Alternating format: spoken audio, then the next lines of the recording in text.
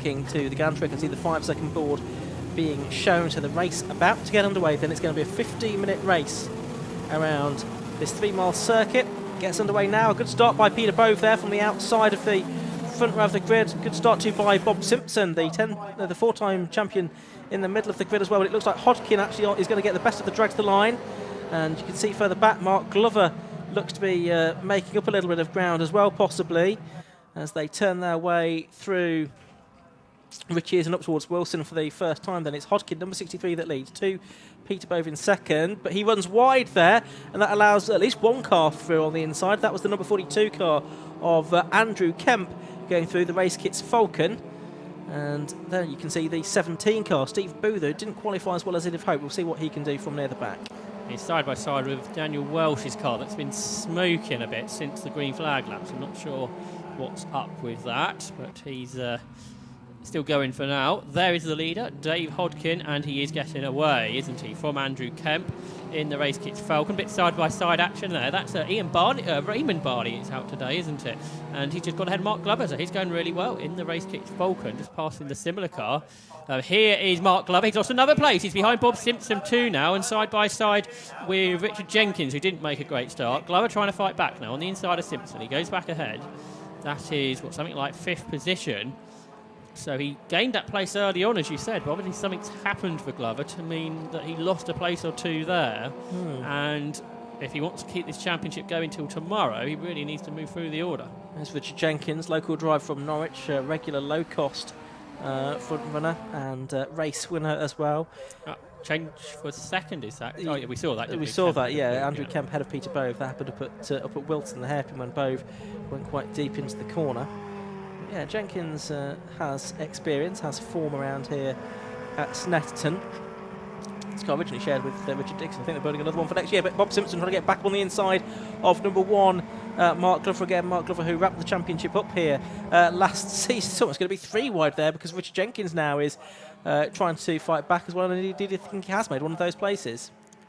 Yeah, Glover, he struggled in a straight line at Silverstone. I'm just suggesting he was struggling in a straight line again there too. Dave Hodkin goes through then. 2 minutes 30 was his pole lap. His standing still start lap is a 2:17. So lap record that he may be going after, 2:08. So we'll have to watch out for that. He's already 6 seconds ahead of Andrew Kemp. Peter Bove is third.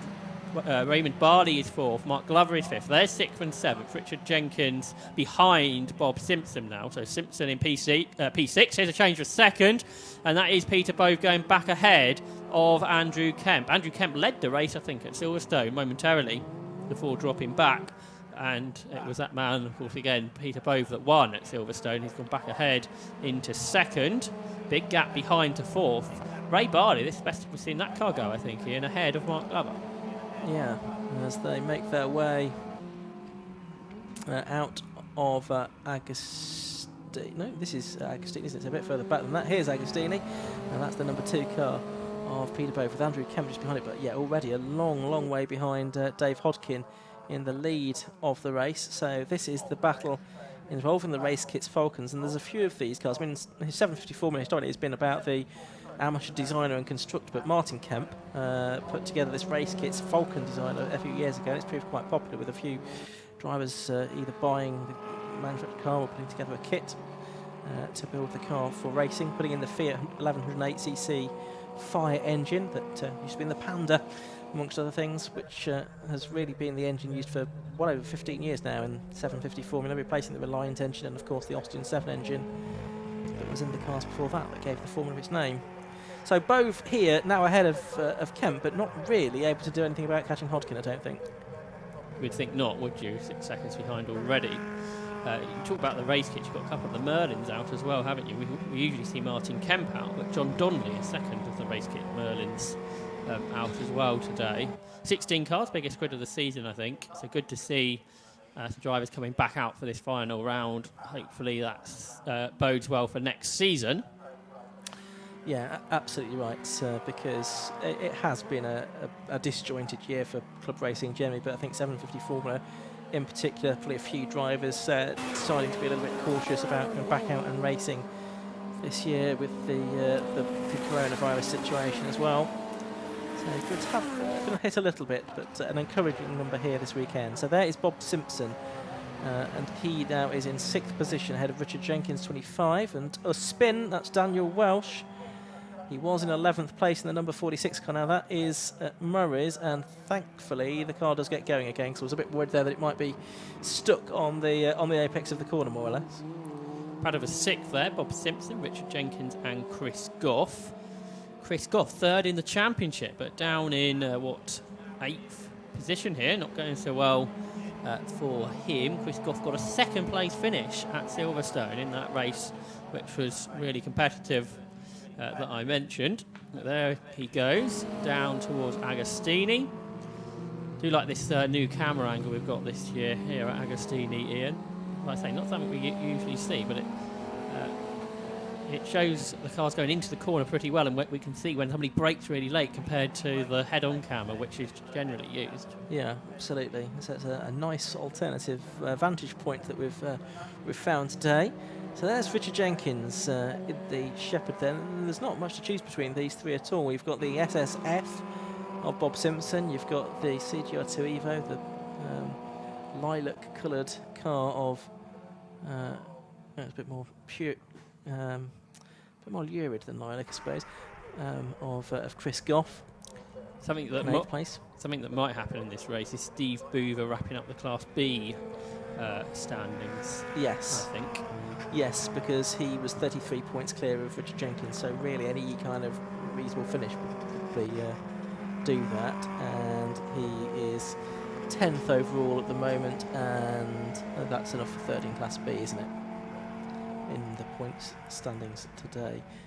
How far behind Rod Hill is he? He's about 6 seconds behind Rod Hill. He's not lapping any faster though, so I don't think he's going to make any more places than that. Dave Hodkin's done a 2:10.13 now, so it's only 1.5 seconds off of David Bartholomew's lap record, and not many people got particularly close to David Bartholomew, did they? So that's pretty good lap time, 18 seconds clear of the rest. We thought that lap time in qualifying, where he was 7 seconds clear, was just because it was wet. It appears not, and it's translating to dry conditions as well. Well, and if he can go on to win this, it'll be the first time since 2014 that a car other than the Ed Pither David Bartholomew PRS, which isn't racing here this weekend, or the Derby P88, which is being driven by Peter Bove here, but has won in the hands of Robin Gearing 3 times here over the last few years. But the first time since 2014 then that a car other than those two has won a race here at Snetterton. It's certainly got the pace, hasn't it? Andrew Kemp has re-caught Peter Bove, hasn't he? Perhaps you wouldn't have expected that. So the race kits Falcon drove by Andrew Kemp. Again, it's one of the best performances we've seen from that. He did get a podium last time out at Silverstone, and that pace translating again into this particular race. Dave Hodkin might be a bit disappointed he didn't make it to Silverstone, isn't he? Because he really could have took the championship to Peter Bove, you would think. Certainly could. Certainly could, with the form that he's showing here. And Peter Bove went very well at Mallory Park to win both races there. Got a huge rear wing on the back of the Derby, hasn't it? It has. So this is a car that's also been driven in recent seasons by Robin Gearing as well, and Robin Gearing won the championship in 2016 with this car. But back in Peter Bove's hands now. Starting to break away from Andrew Kemp again. 6 seconds ahead of Mark Glover. However, this won't quite be enough for Peter Bove to wrap up the championship in this race. They just have to finish tomorrow, basically. But that does add that bit of extra pressure, doesn't it, into the final race? Well, it does, especially when you do have a situation where you don't have any drop scores to be able to dispose of. And you're counting all of your points from all of the races, which is unusual. One into the pits there. Who was that? Tony Brazier's been struggling. Is that him they just lapped? Oh no, he's still out though. No, he's still out there. It's launched ahead of them actually, I thought, but again maybe been Dan Welsh because he'd been in problems, hadn't he? And he's not come through. So I think it's Dan Welsh that had called into the pit lane. Looks like we might have lost John Donnelly in that second race kits Merlin as well. Yeah. 5.5 minutes to go then. There is Andrew Kemp. It does look like quite a big wide car, doesn't it, that race kit's Falcon. It's got quite a big side pod on it, hasn't it? Yeah. It's an Evolution aerodynamic design on that car as well. And he's chasing after Peter Bove here. Peter Bove on course for 2nd position, but his first defeat of the season. That's Richard Jenkins winning in 8th place, just lapping the Tony Brazier number 73 car, the BFS. So he's fallen behind Chris Goff in recent laps. That happened a couple of laps ago now, I think, but Chris Goff up to 7th. Yeah, Richard has been racing this car for a couple of seasons, sharing it last year. Max Checkered, as I mentioned previously, raced it a few seasons ago, was quite quick in it, I remember. It's Richard Jenkins looking for his first Class B win, because we had Raymond Barley. Well, should Raymond Barley not be in Class B? He was at Mallory Park. That's not sure. Good question. Then Steve Boover won a couple, and then Ian Barley won the 2nd race at Silverstone. Although, where did Raymond Barley finish? He finished. I'm looking at the table that we've prepared here, or you've prepared here, Josh. 7th, was it? Yes. So I think it's only if you get a 6th place that you start being eligible for Class B. Anyway. Well, he might do that here. Yeah. 4 minutes left to go. Is the 25 car of Jenkins going through, then chasing after Chris Goff and Bob Simpson, who've raced together in this championship for many years. Bob having raced in the championship for more than 50 years now. Chris Goff not quite as long as that, but nevertheless he's been a stalwart for many seasons, on and off. And these two lapping in similar kind of lap times. Bob Simpson did a 2:18.15, Chris Goff a 2:18.73 last time through, although Chris Goff's best time was a bit faster than that, 2:17.88. Bove, Kemp and Glover are getting quicker now. They've got the 13s and 14s. 13 for Bove, 14 for the other two, from what we were doing 2:16s earlier. And that time through, actually, it was only 2:13 for Dave Hodkin as well, so he slacked off his pace a little bit compared to where it was in the earlier part. He did a 2:10.13. I guess there's no point now doing those types of lap times when he's 20 seconds ahead. It's certainly a ringing endorsement for this HRD Mark II car that they've been working on in past years to bring up to race in the 750 Formula Championship. It made its debut, this car, at Alton Park towards the end of last year. Didn't fare particularly well there, but still was working on developing the car. Certainly it's proved to be the car to have here today at Snetterton, and showing good speed earlier on in the season at Mallory Park as well. So perhaps we'll see more of Dave Hodkin out next season, and hopefully we'll have a more normal championship campaign. Here's some side-by-side action heading into Hamilton, and it's between Bob Simpson and Chris Goff, and is Bob Simpson just about hanging on? Is the door left open for Richard Jenkins though into Oggies? Yes it is, and Richard Jenkins moves through into 7th place as a result. Yes, you can see how much the other two were held up by going side by side through Hamilton. You've got so much smaller amount of room to play with, haven't you, when you're running alongside another car through that corner.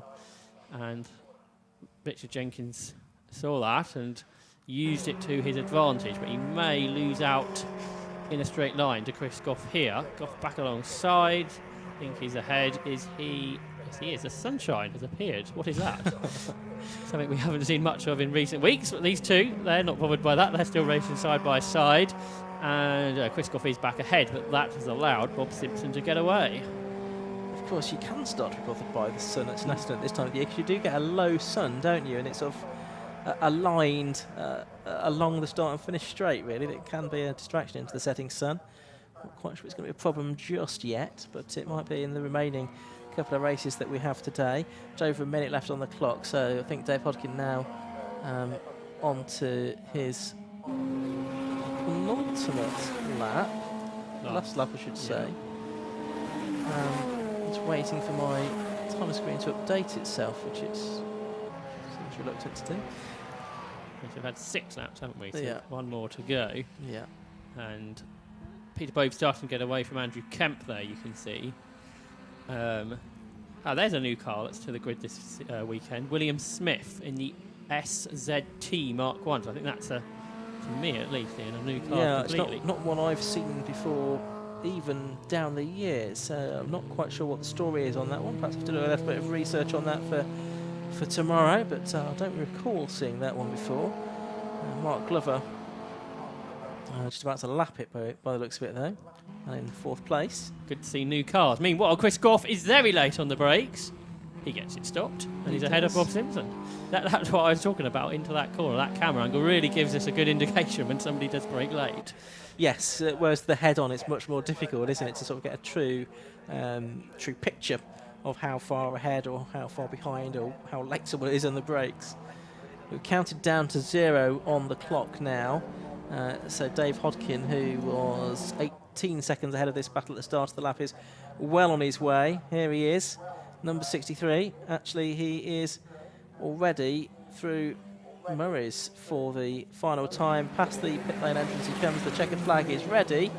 And it's number 63, Dave Hodkin, then, who takes the checkered flag. First victory of the season in the Raceparts 750 Formula Championship. First time Peter Bove has been beaten this year.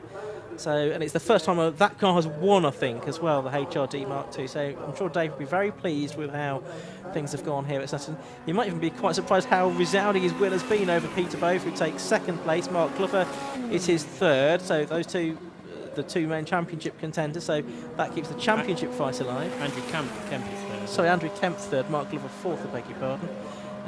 The point still stands. Yes. The championship battle is still. 2nd podium for Andrew Kemp in a row, though, so that's going in the right direction for him. I think that was his first podium last time out with that car, and now a 2nd podium in the following round. Raymond Barney, he's had a good run, hasn't he? The 5th. Yeah, he takes 5th place, and then 6th, 7th and 8th over the line right together, really. Number 7, Chris Goff. Number 4, Bob Simpson. And number 25, Richard Jenkins. It's been close behind. Martin Kemp's got himself ahead of Steve Boover. Now he's going after Rod Hill. So can Martin Kemp get the Merlin into 9th on the last lap? Meanwhile, we see Dave Hodkin heading for Parc Ferme. We do indeed. So championship to be settled tomorrow then. We've yet to have our 9th place car over the line, which I think does still have some racing to complete. That would be Rod Hill, number 5, and Martin Kemp in the race kits. Merlin should round out the top 10, although has that changed on the final? Oh, yeah, Steve Boother on the last lap has made up 2 places, number 17, up into 9th place overall, so good finish there for Steve Boother in the Derby Mark 5. He takes 9th, Rod Hill 10th, and Martin Kemp 11th, and I think Conway Dorr to come through in 12th place, number 12, and that will be the last of the finishers. So that is the first of 2 races today for the this weekend for the Raceparts 750 Formula Championship. We see them out again tomorrow morning at 10 past 11 for their final round of the championship. So we look forward to seeing them then. Still 2 more races to come here this evening at Snetterton. Staying with sports cars next, with the RLM Racing Bike Sports Championship, and then to round out the day, the PBS Brakes Hot Hatch Championship. So 2 more races still to come as the final car does finally cross the finishing line here in the 750 Formula Championship. Some socially distanced garland passing being done, I can see, over there in Parc Ferme. So we should be ready to head down now to Matt Suckling once again in Parc Ferme to speak to Dave Hodkin. Yeah, down here with our race winner then from that race, which is Dave Hodkin. Dave, tremendous victory. Were you quite surprised with that one? Well, I was able to test here yesterday, and I don't think many of my colleagues were. So, in fact, it was wet in qualifying, meant that was the first time a lot of them saw a dry track. And that allowed me to get away at the start, I think. And after that, it was just don't throw it in the scenery. It wasn't just a victory, it was a victory by about 20 seconds, so fantastic stuff. Oh, thank you. Yeah, as I say, I can only assume that it took them a while to get their eye into the conditions. And that's your first win this year, and is it the first win for this car as well? First win for this car, yes. It's its 3rd time out, and had a couple of seconds at Mallory, and then this is its maiden win, so I'm really pleased. And that's not bad, considering it's the last weekend of racing. It would be good to go out on another victory tomorrow. It would, but I'm sure there'll be a few people have other ideas about that. You enjoyed today, though? Yeah, very much so. Good stuff. Well done, David. Many congratulations on that. And you can now jump back in your car and head off for whatever you do this evening. We'll have a quick chat as well with Peter Bove, the championship leader, of course, with 1 race to come tomorrow. It's quite important for him, of course, to see how the race goes today, which we've just seen, and, of course, tomorrow's race. Peter, 2nd place in that race there. It's all about the championship this weekend, but some more solid points in that race. Yeah, Andy was giving me a bit of a hassle at the start. Dave just went off into the distance. So yeah, it was a question of trying to get some good finishes and get as many points as I could and not make too many mistakes. Andrew Kent was quite close towards the end there, but you held him off, and I think tomorrow is kind of the factor, just keeping it on the track and get the points to get the championship. Yeah, I don't know what I've got to do tomorrow. Mark was my biggest rival, and I think he was only fourth, so I've got a spreadsheet. I'll check it all out tonight and see what I've got to do for tomorrow. Good stuff. Well done, Peter. Thank you.